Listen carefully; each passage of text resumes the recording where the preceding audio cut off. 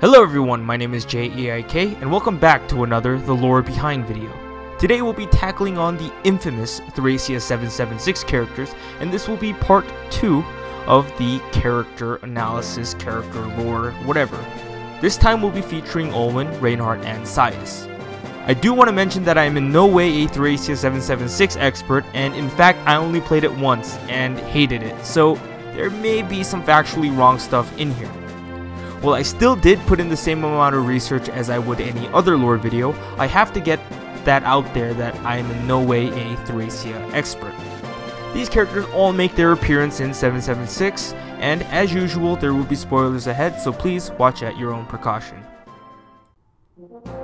Starting right off, let's start with the character that joins your army, Alen. No matter how grim the journey gets, I shall continue on my path.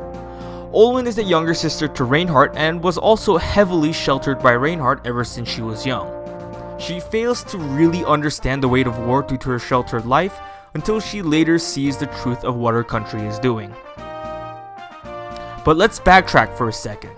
Alen makes her debut in Thracia 776 as an enemy, but when provoked by her subordinate, Kempf, she lashes out towards him and gets herself jailed due to her being a, quote, traitor.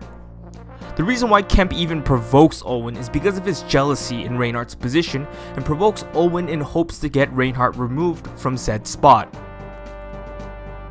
It's here in jail that she meets with kids that are also jailed for whatever reason, until she realizes that her country is doing something wrong.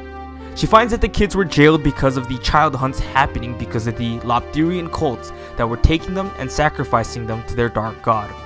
Alen later gets saved by a different character named Fred, and she admits to Fred that she's doubting her country's cause. It's at this point where Fred suggests that both he and Alen should leave and join up with Leif's army, as their ideals are similar to theirs. In Thracia 776, Alen sees a lot of character development as a unit. In the beginning, it's safe to call her naive to what's going around her, but once faced with the harsh realities of war, she matures and goes off to fight against what she believes is right. Her new weapon, Thunderhead, is a unique weapon that makes its debut here in Heroes, but it's fitting as her family is gifted in controlling the thunder element. It's a glorified blade tomb, so it'll be interesting to see how Horse Emblem will be shaped thanks to her. Next up we have Reinhardt, Thunder Sword. In battle, a mage knight should be equipped with more than just magic, my friend. Like Alen, his younger sister, this is his second time appearing in Fire Emblem Heroes, but since this is the first time that I'm talking about Reinhardt, I'll be going over as much as I can. Reinhardt is born of high nobility, and that really shows in a lot of his dialogue in Fire Emblem Heroes. He's highly disciplined and gifted at what he does, and so he rose the ranks to the position that has him now leading the Gelban Rider. When he leads the army, this is where he faces off against his sister Alen in battle against the Liberation Army led by Leif. In this battle, Reinhardt will not harm Alen, a kind of Easter egg because though their ideals are clashing, Reinhardt still cares deeply for his sister. So if Alen goes up and talks to Reinhardt, Reinhardt will give Alen the Blessed Sword, a very powerful weapon that's very easy to pass up on in blind playthroughs. I know this because I missed mine.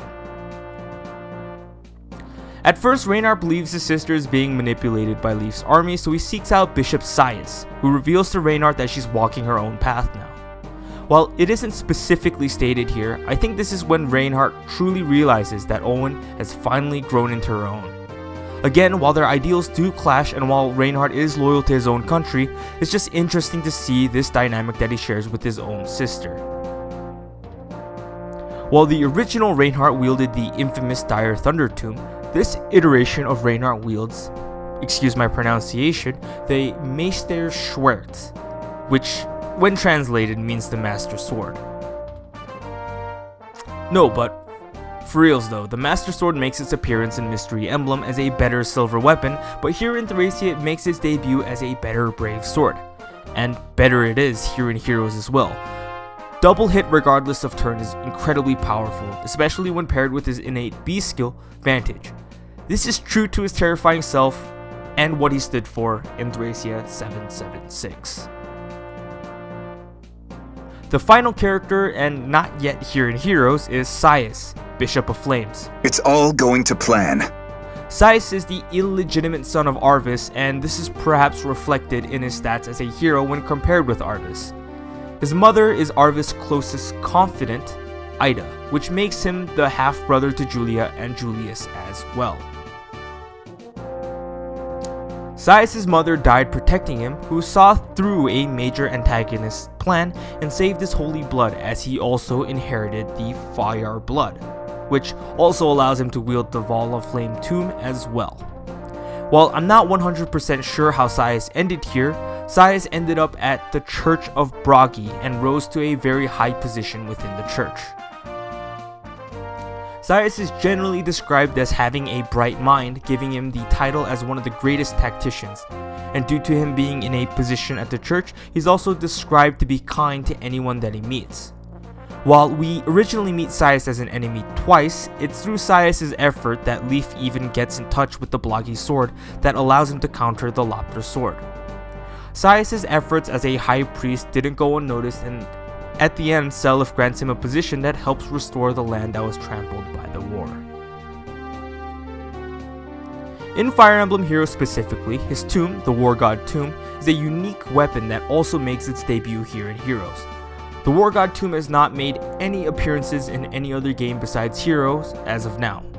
It shares the same effects as Volflame, and he also shares the identical stats to Arvis as well, though he does come with speed ploy instead of defense ploy. But either way, that ends part 2 of the lore behind. Again, I'm not the most experienced when it comes to Thracia 776, so let me know if I missed anything. I'm sure you T776 experts have a ton to add on to. But other than that, if you like my video, please leave a like, subscribe, and follow me for more Fire Emblem Heroes content. Thanks for watching.